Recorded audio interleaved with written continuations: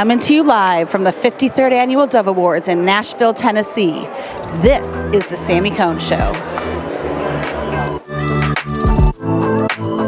It's always fun when Music City gets dressed up, especially for events like the GMA Dove Awards. We're here at the 53rd annual event at Lipscomb University's Allen Arena, and I can't wait to introduce you to all the nominees. It's the Sami Cone Show! What are you talking about? That's a great question. Well, thank you. Miss Doe. Hi. What's it like being on an event like this with your dad? It's sick, acting like a rock star for a night. All right, we're like fighting for spots here. Yeah. God bless. Sammy. Sam. Nice to meet you. We're here. We're here with the Sam Show. This is the Sam Show. Sammy and Sam are. You're co-hosting the Doves tonight. Yes. Is that easier or scarier than writing and performing a hit song? The performing and playing music is scarier to me. Okay. It really is. Really? I mean, even though I have not done this before, for some reason I just enjoy just kind of bantering with people, and so we'll see. I may mess the whole thing up, so we'll see how this goes. Hey, you look amazing, by the way. Thank you. This is Walmart. This is fancy. Can I be part of the band here? Like, I just fit right in. I tried to dress to be in the group. Can I learn some numbers, a few dance moves? Remember our dance moves? Why did you not send me the pink memo? And can I still perform if I'm in black? Does that count? Do you get to enjoy being in Nashville? Who's got a great answer for that question?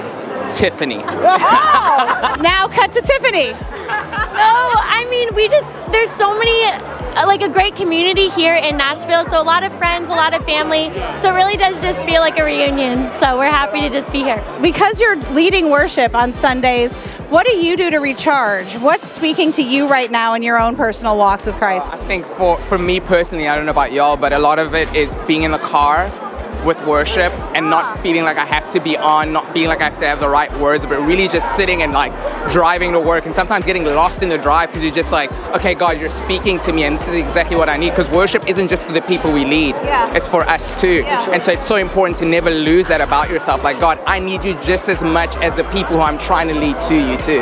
Yeah. I pray in the Spirit. I don't know if I'm allowed to say that, but I pray in the Spirit a lot. Yeah.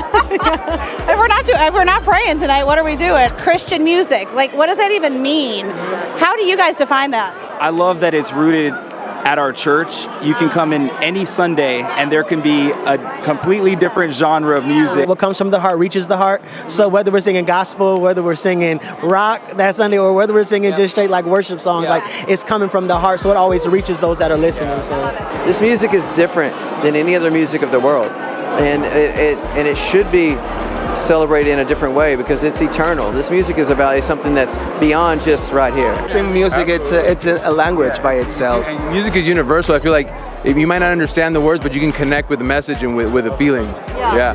At the end of the evening, when you go back and take off the suit and the shoes, what's a successful night look like for you? You know that people have enjoyed the celebration of all these amazing artists, and that people are filled with hope, and they're lifted up in their spirit. People need that, and man, we live in hard times. Life is hard, difficult, and for people to be renewed and reminded of the grace and love of God and the mercy of God and the hope that we have.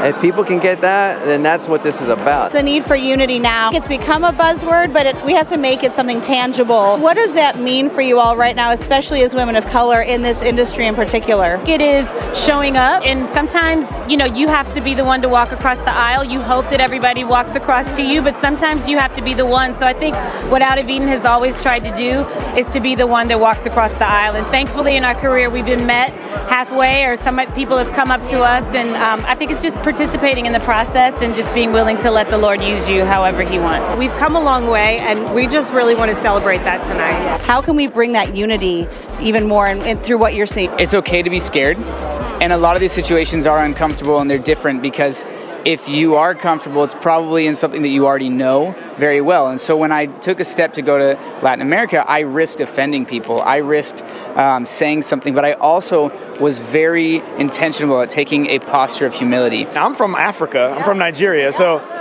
community is our middle name, right? So when I'm in a crowd, I'm in community. And when I'm in community, I feel utterly one with everyone in that room. And I want them to feel one with me. How important important is it to keep the family at the center of everything you're doing?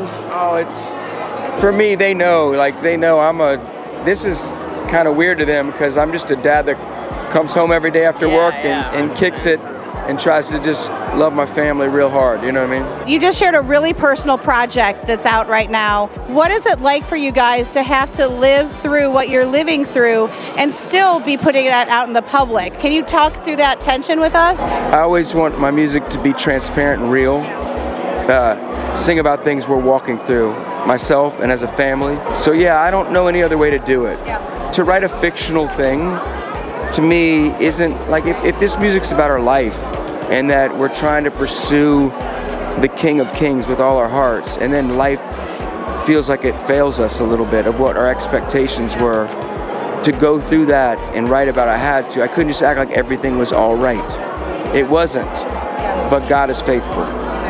Thank you, seriously, for taking the time. Good to see you. So there you have it. That's a wrap for the red carpet. Now it's time to get inside and see who's going to take home the top honors of the night. But really, everyone wins with all of these great artists, songwriters, singers, and more. Make sure you join me for the next event here on the Sami Cone Show.